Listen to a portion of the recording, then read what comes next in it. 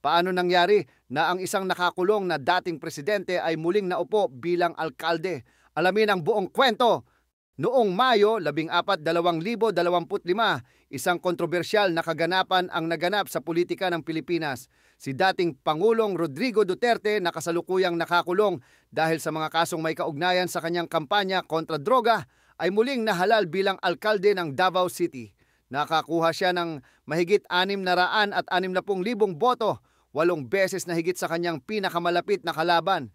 Kasama sa kanyang pamilya na nanalo ay ang kanyang anak na si Sebastian bilang vice-alkalde, ang panganay na si Paulo bilang kongresista, at 2 apo sa lokal na posisyon. 5 kandidato na sinuportahan ng pamilya Duterte ay nanguna rin sa halalang senatorial na nagpapalakas sa kanilang impluensya sa politika.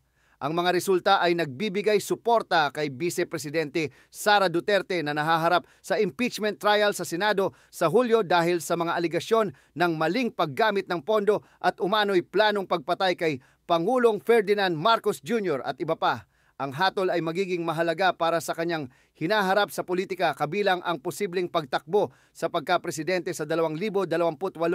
Ano ang opinyon mo sa muling pag-akyat ng pamilya Duterte sa kapangyarihan? I-share ang iyong saloobin sa comments at huwag kalimutang i-follow para sa mga susunod na updates.